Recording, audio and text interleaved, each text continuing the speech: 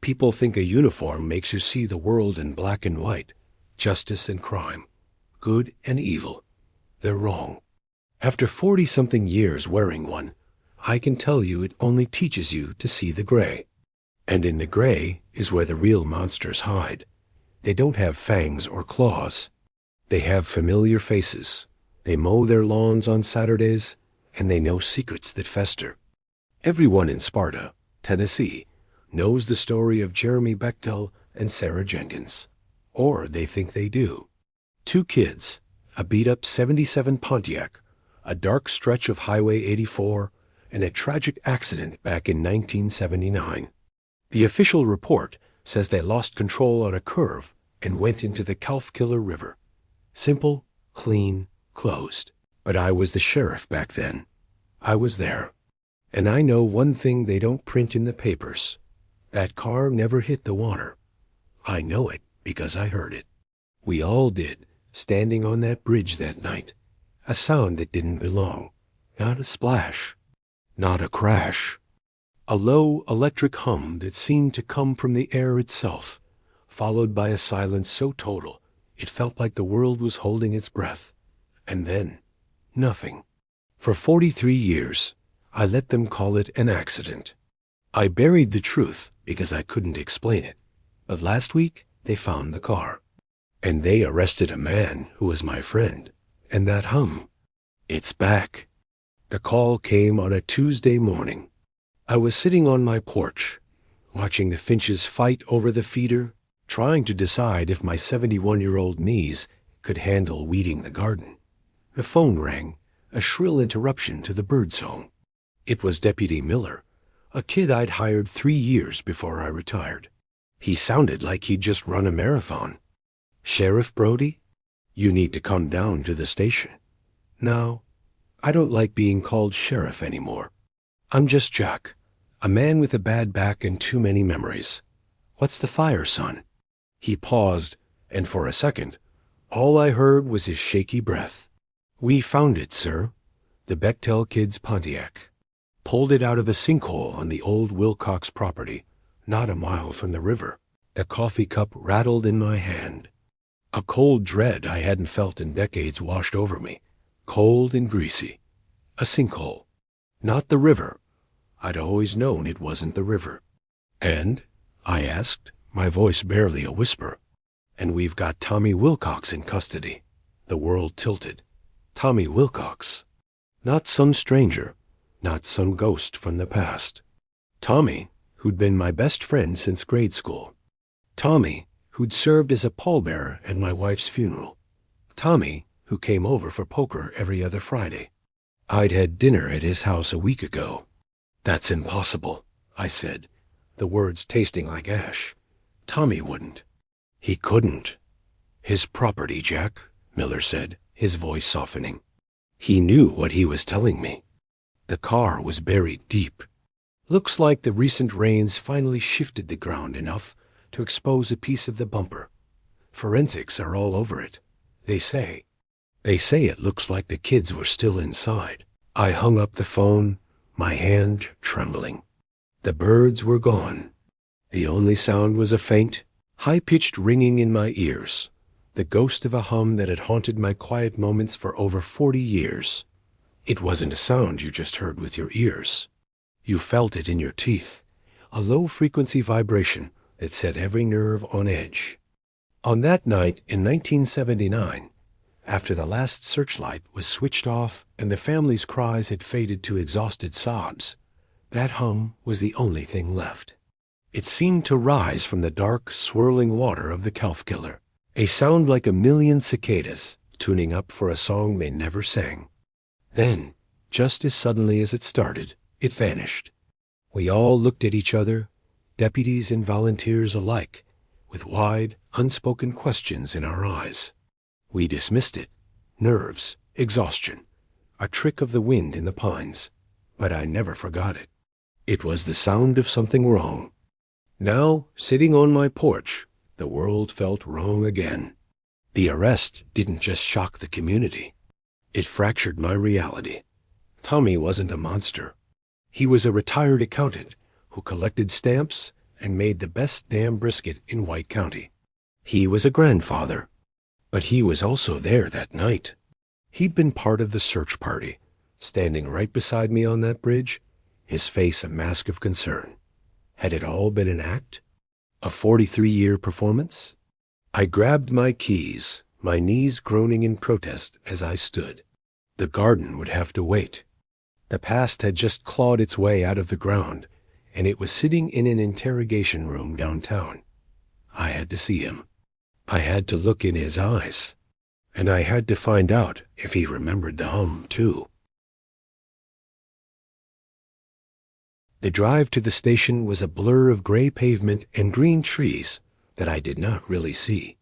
My truck, a beat-up Ford that had seen better decades, rattled over the potholes of Highway 111, but the vibration I felt in my hands had nothing to do with the suspension.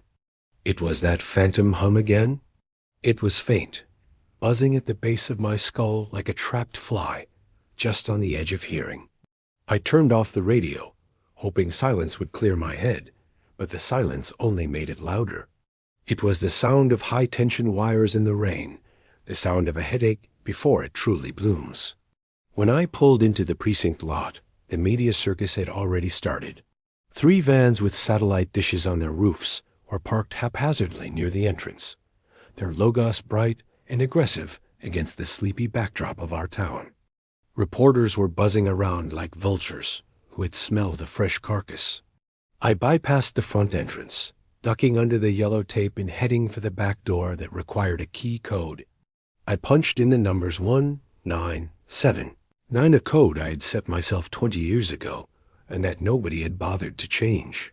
A grim irony, considering what year had just come back to haunt us. The station smelled the same as it did the day I handed in my badge: stale coffee, floor wax, and that underlying metallic tang of nervous sweat. Deputy Miller met me in the hallway. He looked pale, his uniform pressing tightly against his chest, as if he were forgetting to breathe. He was a good kid, smart, but he had never seen a case that refused to stay dead. "Jack," he said, his voice dropping to a conspiratorial whisper. "The Sheriff Higgins, is in with the DA. They're talking capital murder charges. But you need to see the vehicle before they wrap it up for transport to the state lab." "Why?" I asked, keeping my voice steady despite the tremor in my gut. "It's a wreck, Miller." "I've seen wrecks. Not like this," he said. He led me toward the evidence garage, his boots squeaking on the linoleum. "It's not wet, Jack. The sinkhole was dry, sure, but the ground around there is clay. It holds moisture. That car has been underground for 43 years. It should be a rusted skeleton. It should be disintegrated." He pushed open the heavy metal door to the garage, and the smell hit me first. It wasn't the smell of rot or swamp gas. It was the smell of ozone. Sharp, clean, and electric, like the air right after a lightning strike nearby. In the center of the bay, under the harsh fluorescent lights, sat the 1977 Pontiac Grand Prix. I stopped dead. Miller was right. It wasn't rusted. The maroon paint was dull and covered in a layer of fine gray dust, but beneath the grime, the metal was intact. But the shape of it, that was what made the bile rise in my throat. The car hadn't been smashed in a collision. It hadn't hit a tree or a bridge abutment. The roof was flattened, pressed down smoothly and evenly, as if a giant invisible hand had simply reached down from the sky and squeezed. The glass was gone, not shattered into cubes like safety glass usually is, but simply missing. "Where are the bodies?" I asked. My voice sounded hollow in the large concrete room. "The coroner has them," Miller said, looking away from the car. "Or what was left. Jack, the coroner is freaking out. He says the bone density is wrong. He says they look like they've been exposed to. Well, he didn't want to say it, but he thinks it looks like radiation. High levels." I walked closer to the car. The ozone smell was stronger here. I reached out a hand, hovering it over the hood. I didn't touch it, but I could feel heat radiating from it. Not engine heat, the car had been cold for 4 decades, but a low, vibrating warmth. And there it was again. The hum, louder now. It wasn't in my head. It was coming from the metal. "Tommy," I whispered, "what did you do?" "He's in interrogation too," Miller said, reading my mind. "He hasn't said a word to anyone. He just sits there, staring at the wall. He asked for you, though. About 10 minutes ago.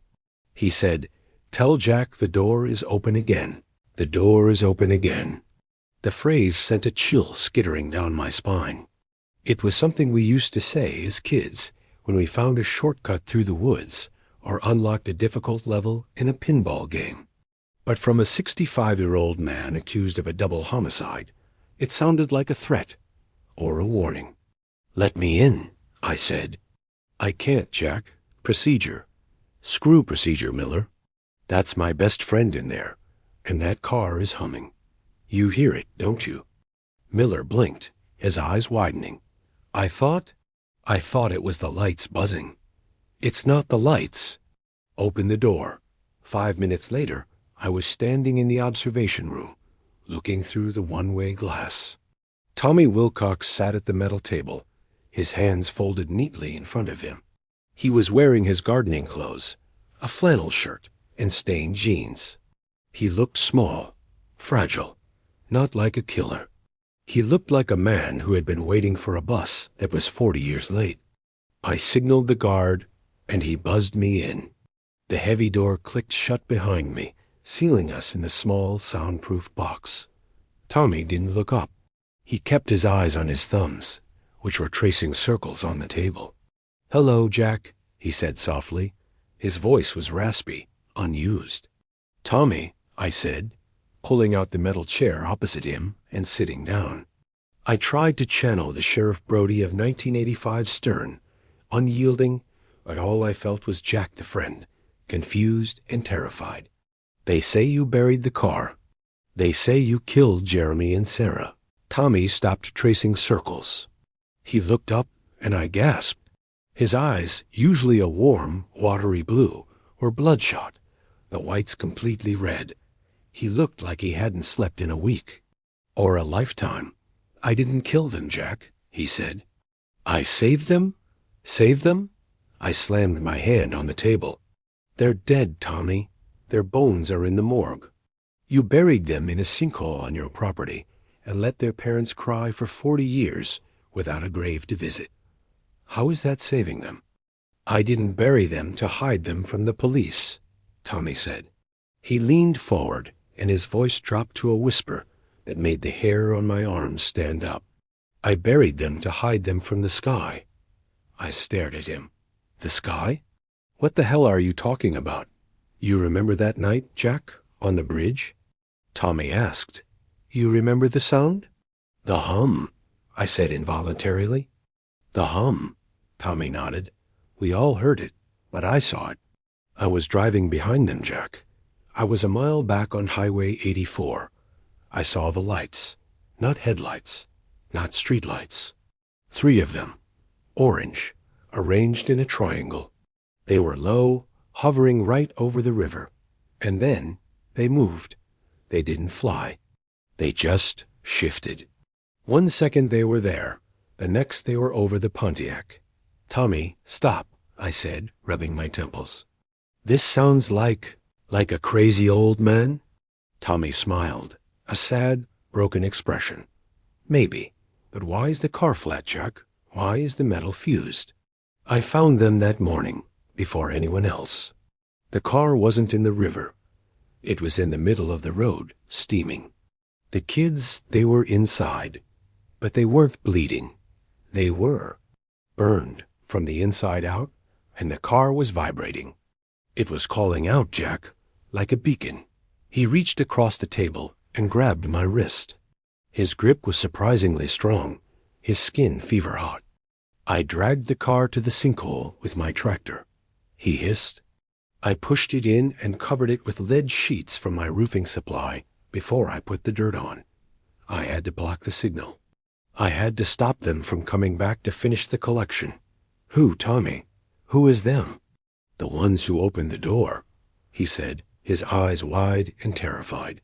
"And now the car is out. The lead is gone. The signal is broadcasting again. You have to listen to me, Jack. You have to get everyone out of the station. Because they're coming back to get their property." Just then, the lights in the interrogation room flickered. Once, twice, and then the sound I had been hearing in my head all morning suddenly amplified. It didn't come from the room. It came from everywhere at once. The metal table vibrated under my elbows. Miller burst into the room, his face gray with terror. "Jack," he screamed. "The car! In the garage! It's glowing." The glow wasn't something you could see with your eyes closed, but you could feel it. It was a pressure, a thickness in the air that tasted like copper pennies. I stood frozen in the interrogation room, the hum now a physical force rattling the fillings in my teeth. Tommy was still sitting at the table, but he wasn't looking at me anymore.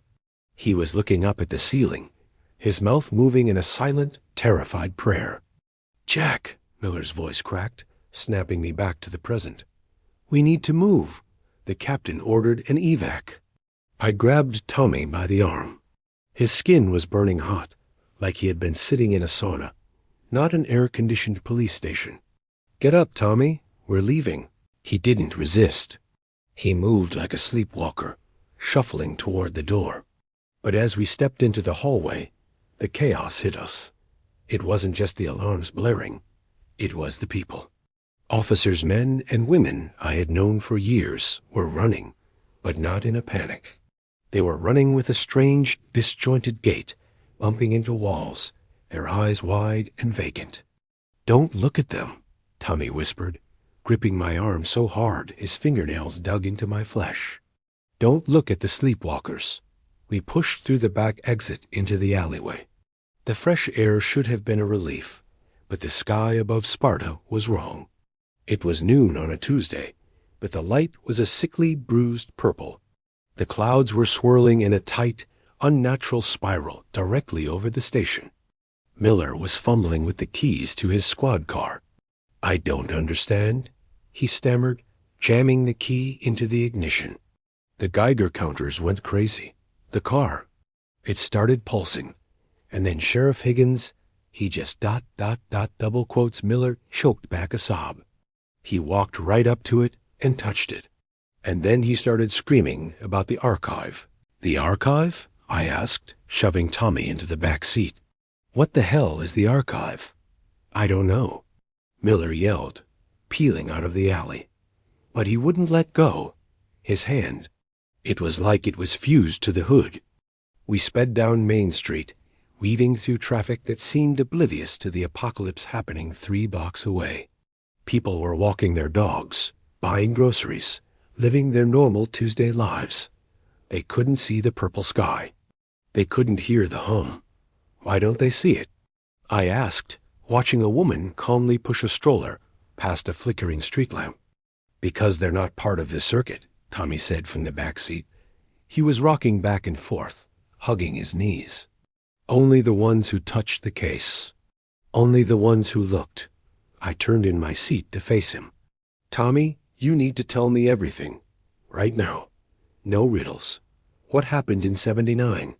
He looked at me, and for a moment, the madness cleared from his eyes. He looked like my old friend again. "We didn't just find a crash site that night, Jack. We found a delivery." He took a deep, shuddering breath. "I was driving behind them. I told you that. But I didn't tell you what happened after the lights took the car. The lights ... they didn't leave. They landed in the field next to the river. I pulled over. I thought ... I don't know what I thought. I ran into the field. The grass was burnt in a perfect circle, and in the middle stood a man." "A man?" Miller asked, glancing in the rearview mirror.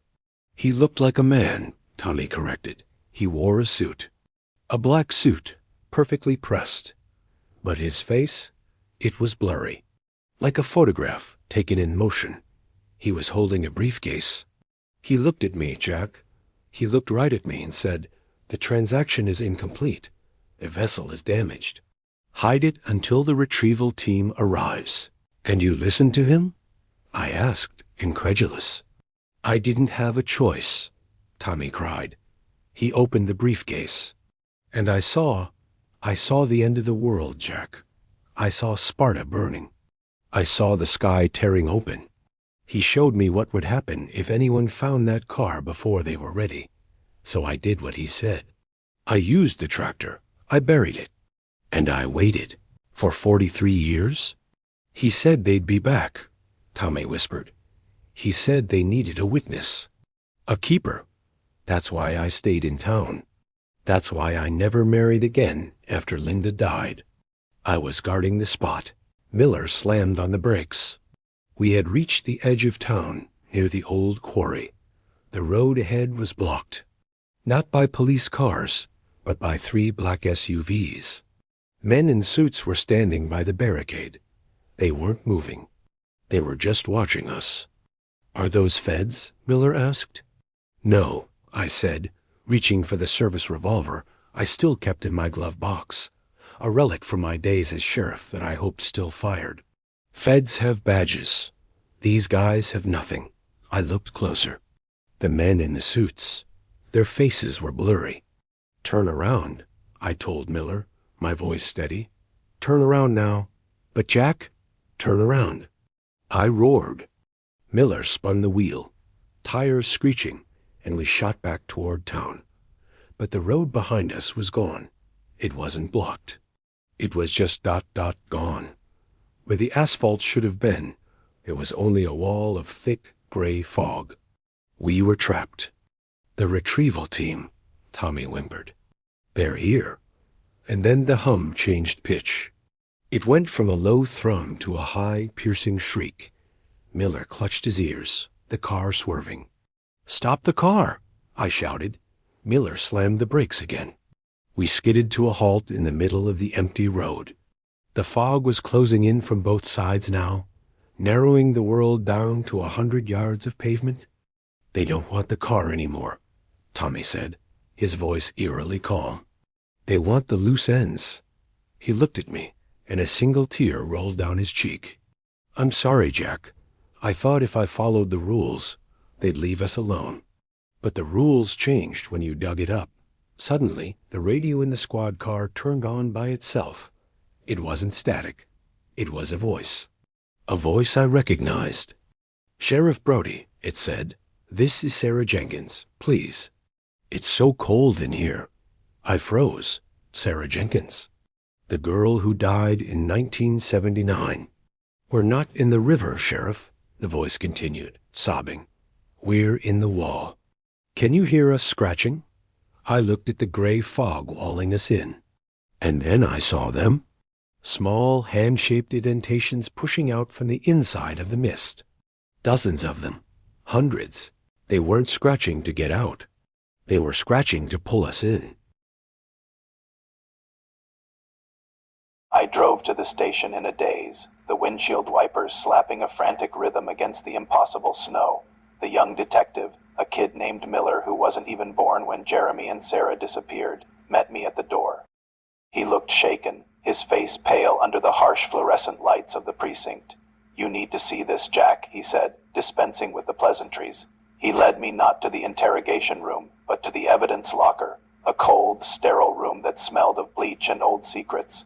"We pulled the car out," Miller said, his voice barely a whisper, "but there were things inside that don't make sense." He handed me a plastic bag. Inside was a cassette tape, a standard TDK 90-minute tape, the kind we all had back then, but it looked wrong. The plastic wasn't cracked or waterlogged. It was fused, melted, not by fire, but by something else, something that had twisted the plastic into a smooth, alien shape like a Salvador. Clock. "We managed to play a segment of it," Miller said, leading me to a tape deck set up on a metal table. The lab boys had to build a custom reader, but... "Jack, you need to hear the time stomp." He pressed play. The sound that filled the room wasn't music. It was a low, rhythmic thrumming, like a giant heart beating underwater. Thump, thump, thump, thump, and then voices. Jeremy, look at the lights, a girl's voice whispered. Sarah, it was Sarah. I would know that voice anywhere. I had heard her sing in the church choir every Sunday. They're singing. It's just the radio, Sarah, Jeremy's voice replied, but it was strained, tight with fear. Just the radio. Then a new sound, a tearing noise, like wet canvas being ripped apart. And then Jeremy screamed, not a scream of pain, but of pure, unadulterated confusion. The road, he yelled. Where is the road? Why is the sky under us? Miller stopped the tape. The silence in the room was deafening. The lab analyzed the background noise, Miller said, looking at his shoes. Jack, that thrumming. It's a 60-cycle hum, but it's not from power lines, the frequency. It matches the resonance of the Earth's crust, but only at a depth of 3 miles. I stared at the melted tape, 3 miles down. And the time stump, Miller continued, his voice trembling, the magnetic signature on the tape. It's not from 1979, the decay rate of the particles. Jack, this tape was recorded yesterday. I felt the blood drain from my face. That's impossible. They died 40 years ago, did they? Miller asked, looking up at me with haunted eyes. Or did they just go somewhere else? And now they're trying to call back. Just then, the lights in the evidence locker flickered, once, twice, and then they died completely. But the room wasn't dark. A soft, violet light began to pulse from the evidence bag. The melted tape was glowing, and the hum was back. But this time it wasn't coming from the tape. It was coming from the walls. Jack, Miller whispered, backing away. Look at the door. I turned. The heavy steel door of the evidence locker was rippling, like a reflection in a disturbed pond. And through the metal I could see something. Not the hallway, not the police station.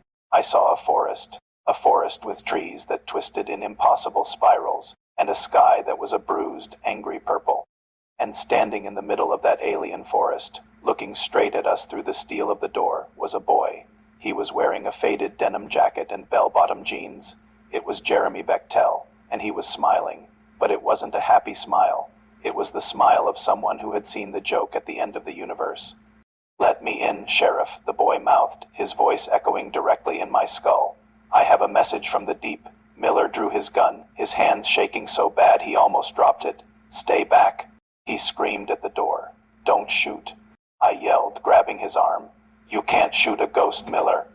I'm not a ghost, the voice in my head said, laughing. A dry, rasping sound like dead leaves skittering on pavement. I'm a pioneer. The violet light flared, blinding us.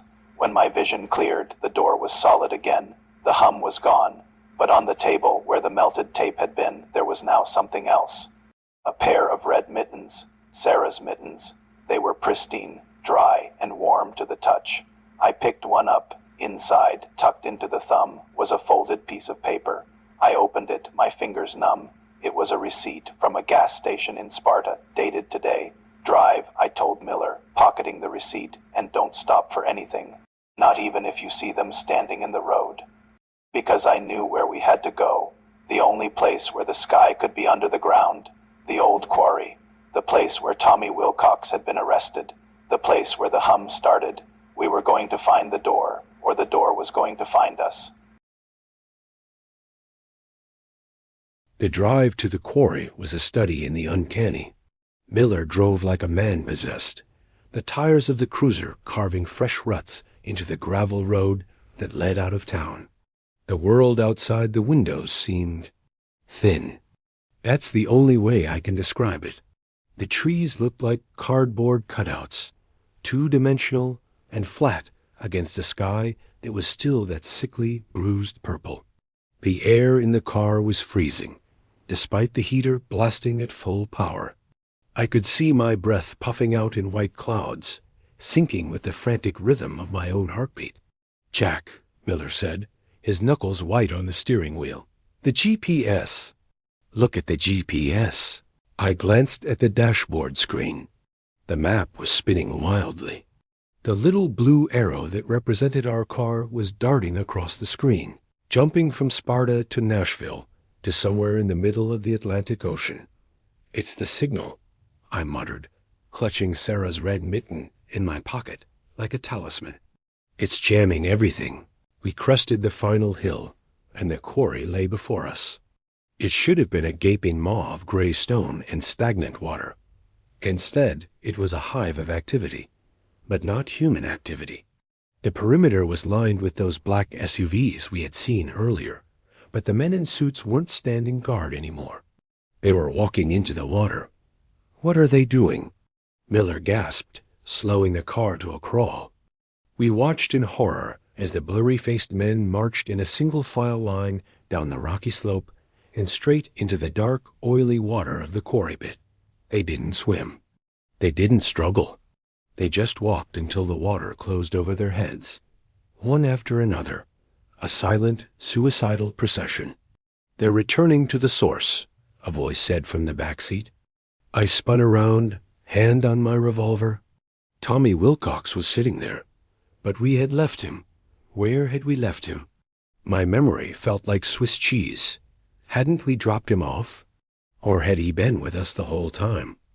"Tommy," I asked, my mind reeling, "how did you get here?" "I never left, Jack," Tommy said softly. He looked different now, younger. The lines on his face were smoothing out, his gray hair darkening at the roots. "I'm part of the circuit, remember? I'm the ground wire." He pointed toward the center of the quarry lake. Look, the water was boiling. Not from heat, but from something rising beneath the surface. A massive shape broke the water, black and geometric. It wasn't a submarine. It was a structure.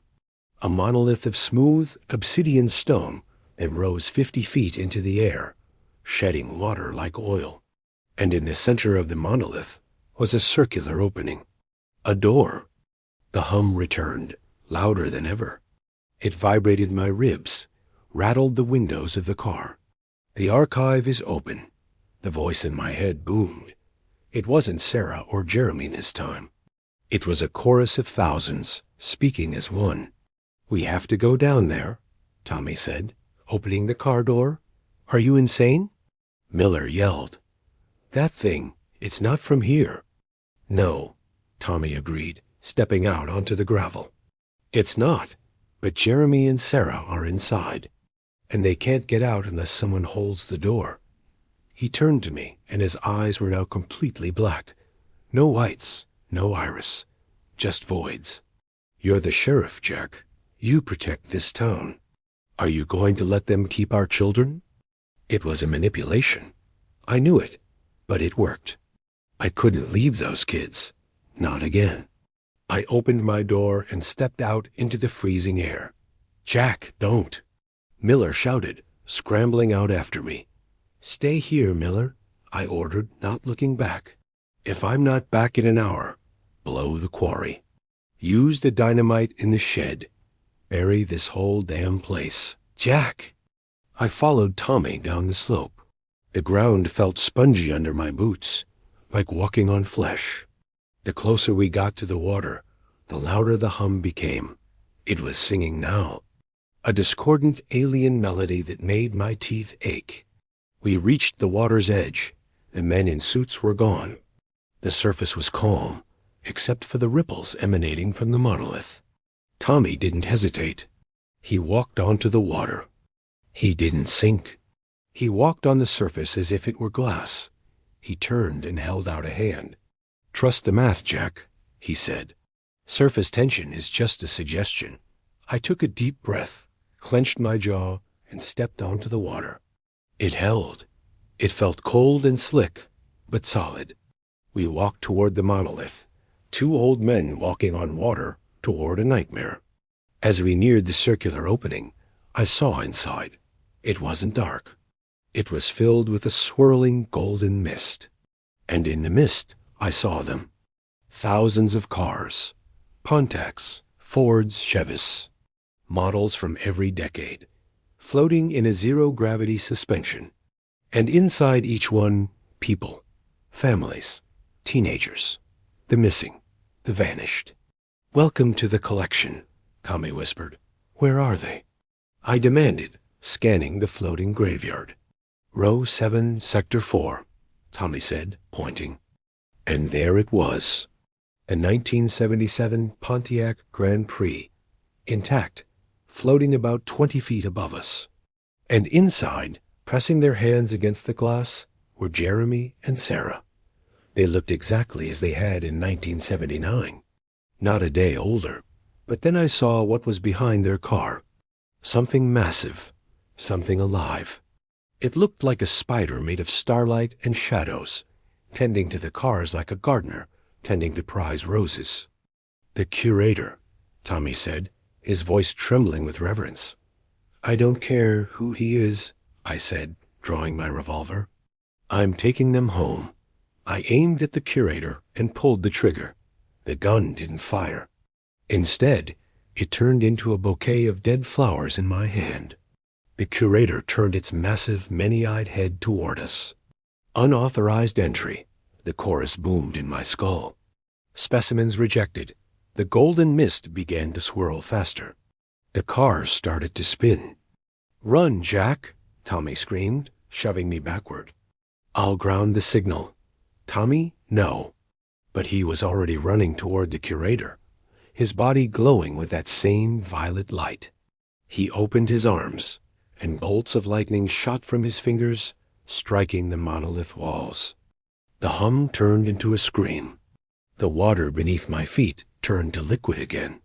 I plunged into the freezing darkness, the last thing I saw being Tommy Wilcox, my best friend, exploding into a supernova of light, tackling a god. I kicked upward, lungs burning, fighting the weight of my clothes. I broke the surface, gasping. The monolith was sinking, crumbling.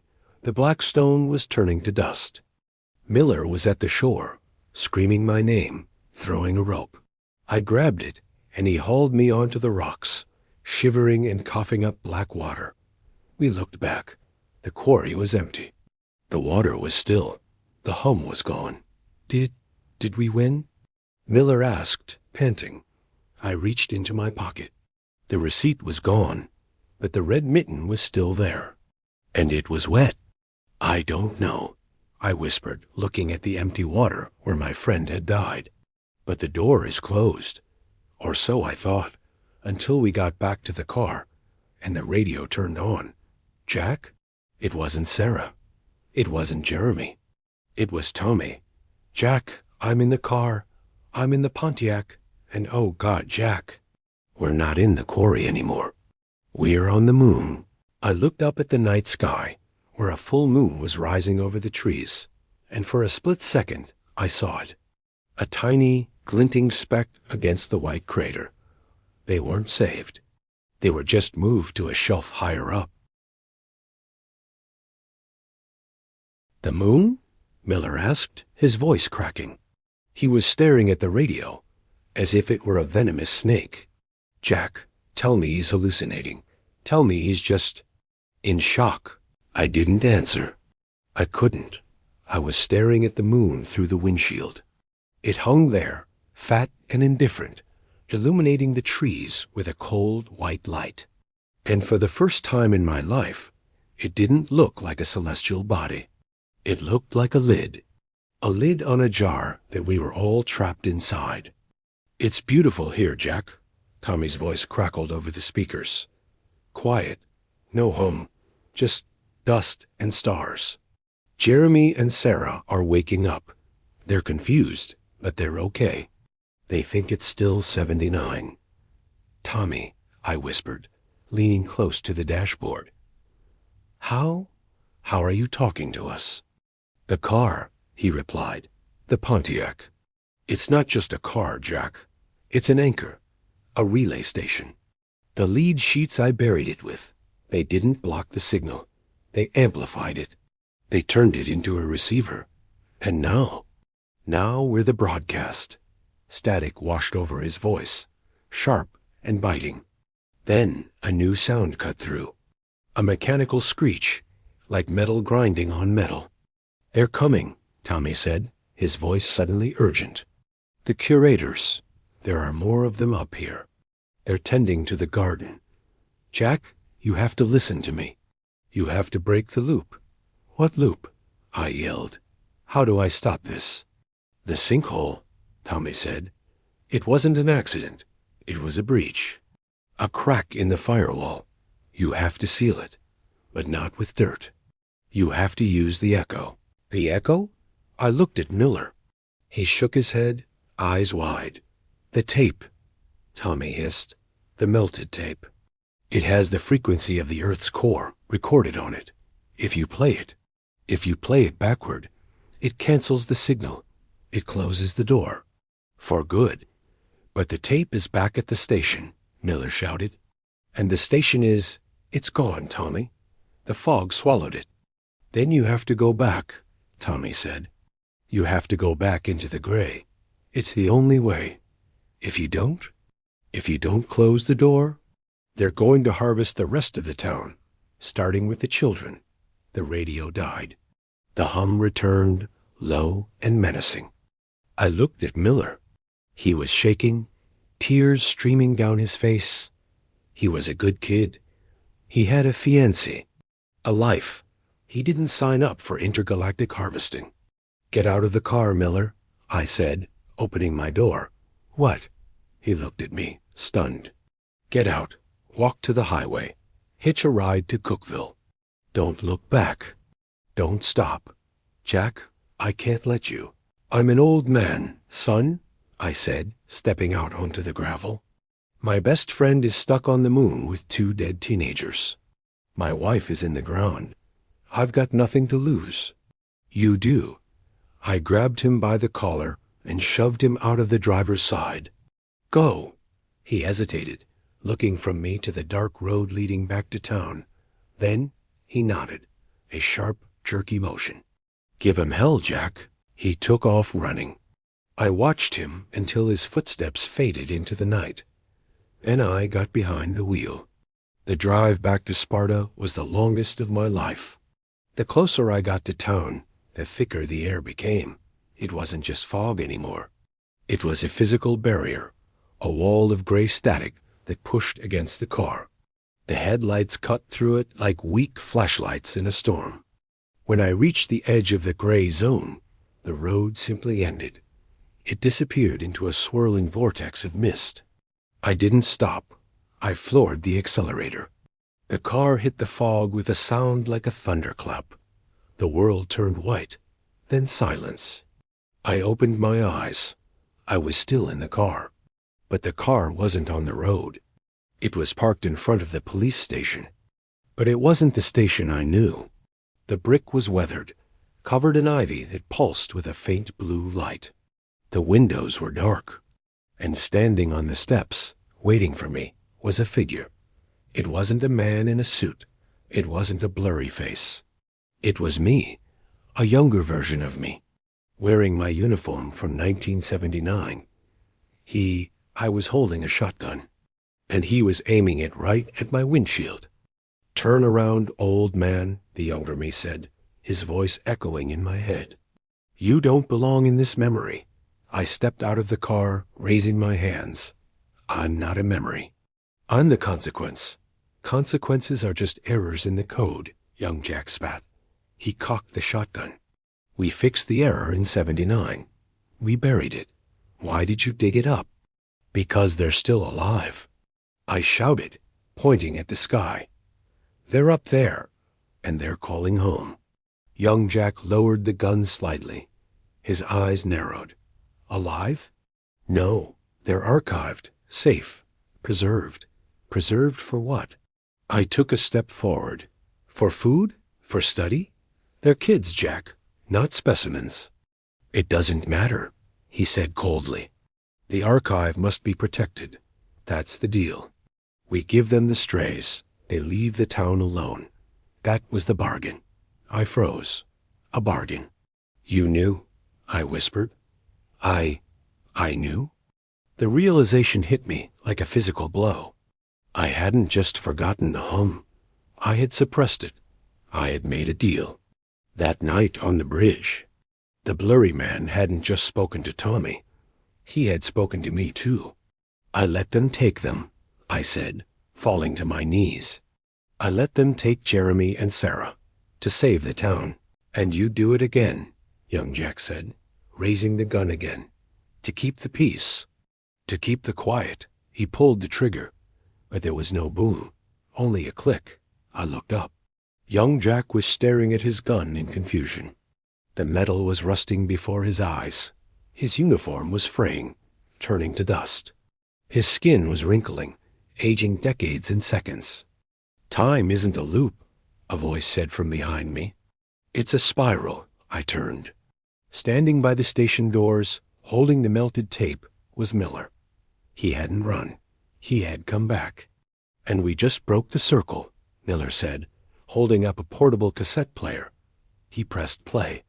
The sound that came out was a screeching, reverse feedback loop that shattered every window in the station.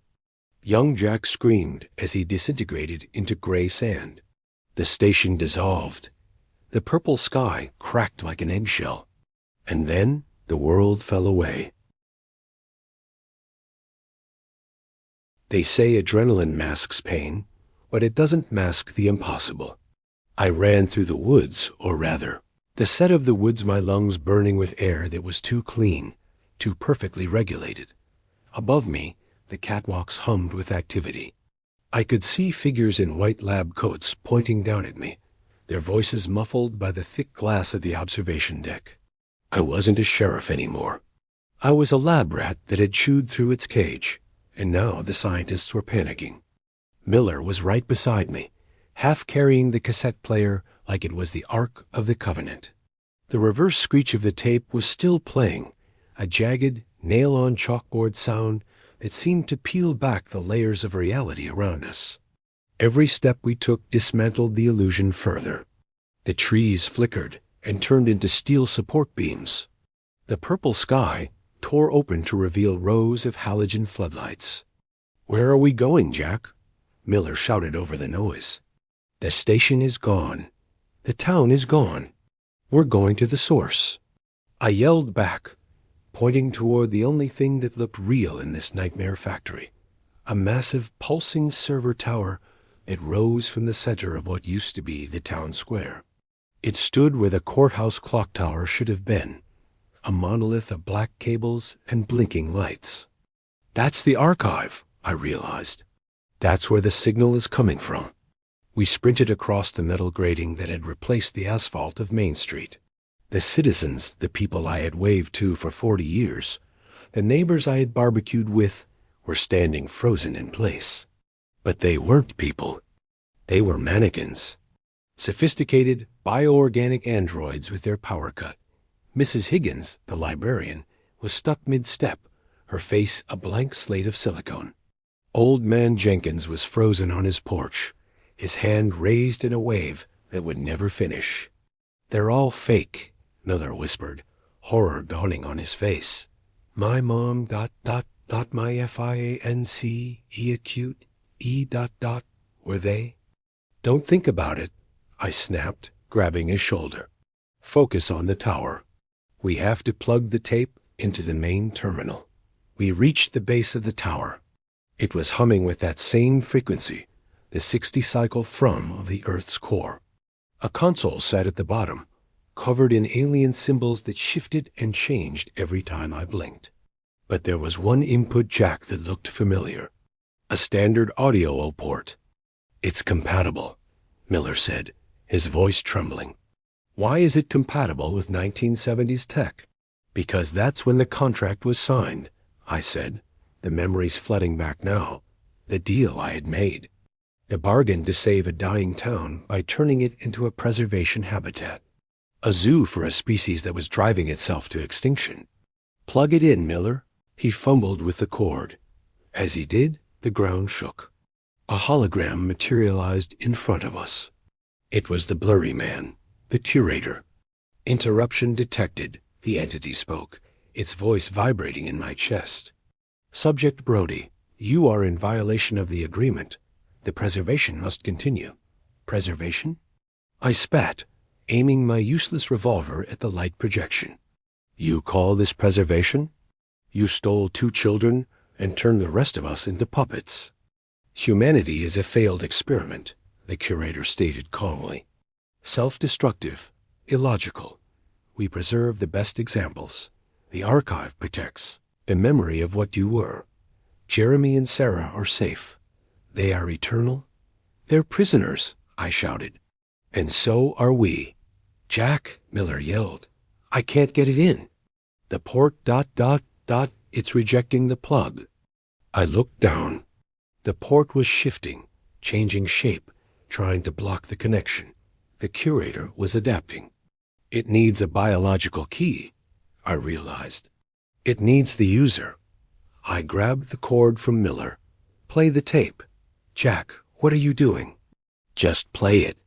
I jammed the cord not into the machine, but into the open wound on my palm, where I had cut myself on the rusted metal of the station door.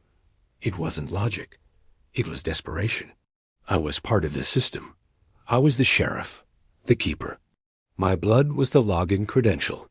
Miller hit play. A scream of the reverse tape hit me like a lightning bolt.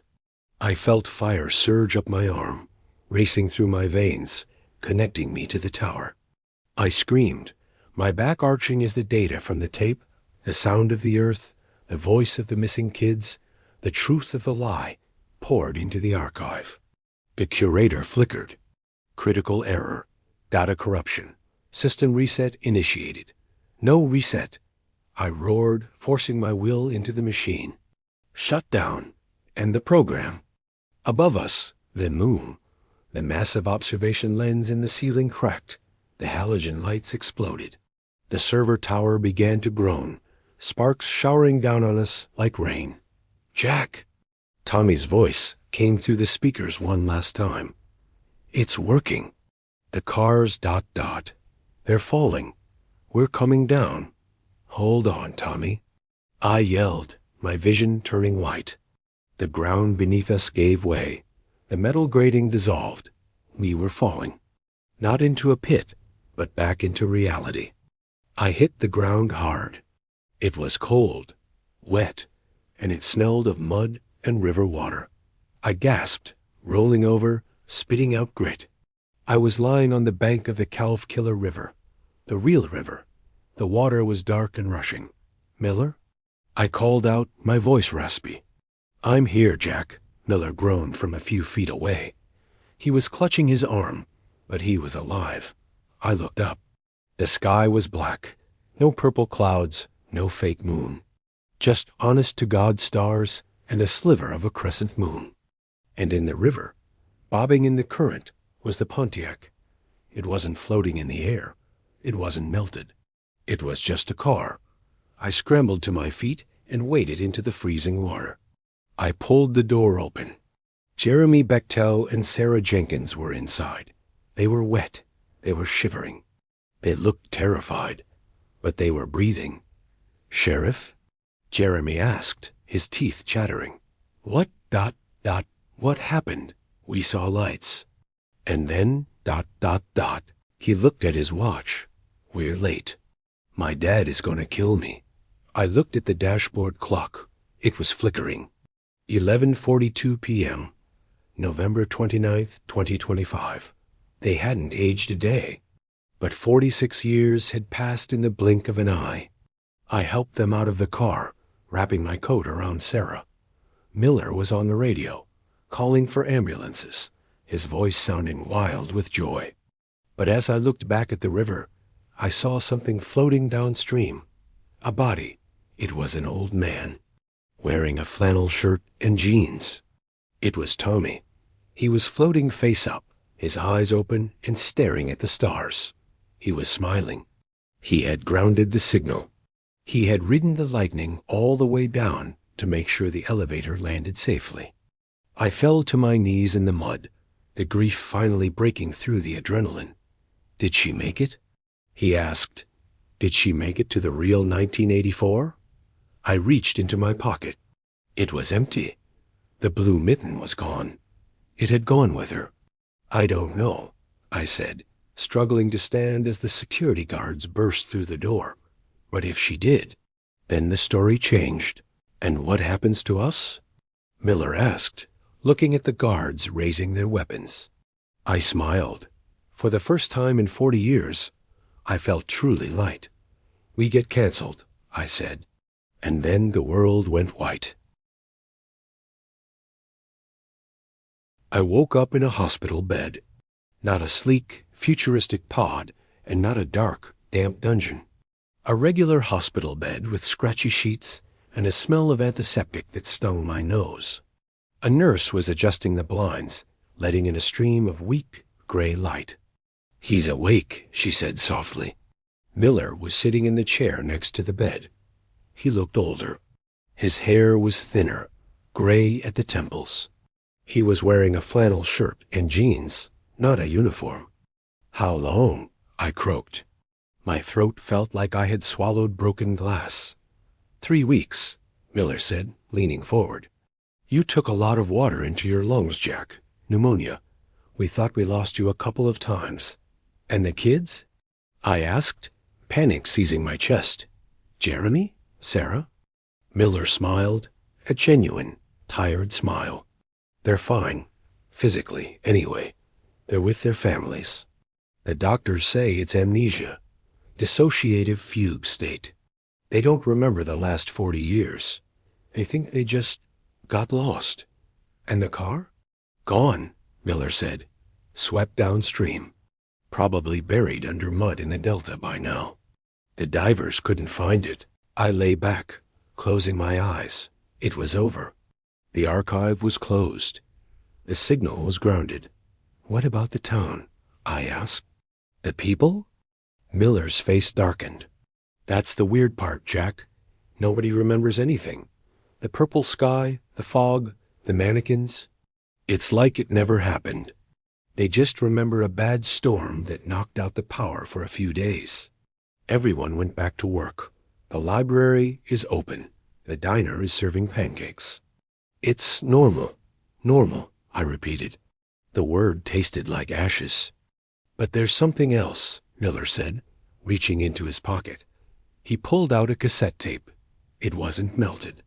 It was a standard TDK 90-minute tape. "They found this in your pocket when they brought you in." I took the tape. It felt heavy, cold. "Did you play it?" I asked. "No," Miller shook his head. "I was waiting for you." He pulled a small cassette player from his bag and set it on the tray table. I inserted the tape and pressed play. There was no static, no hum, just a voice, clear as a bell. "Hey, Jack," Tommy's voice said. "If you're hearing this, then you made it. You closed the door." I choked back a sob. Miller put a hand on my shoulder. "Don't worry about me," Tommy continued. "I'm not dead. Not really. I'm just ... archived. Someone has to keep the servers running, right? Someone has to make sure the backup doesn't get corrupted." There was a pause on the tape, a sound of wind chimes. "You were right, Jack.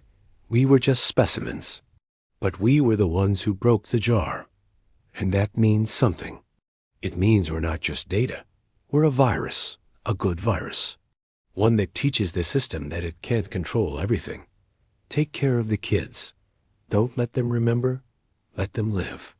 That's the only victory we get. A quiet life, a boring life. That's the real miracle.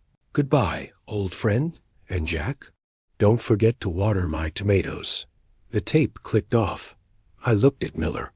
He was crying silently. "He's still there," I whispered. "He's in the machine. Maybe," Miller said, wiping his eyes. "Or maybe he's just ... everywhere." I got out of the hospital 3 days later. I went straight to Tommy's house. His garden was overgrown, weeds choking the prize-winning tomatoes he loved so much.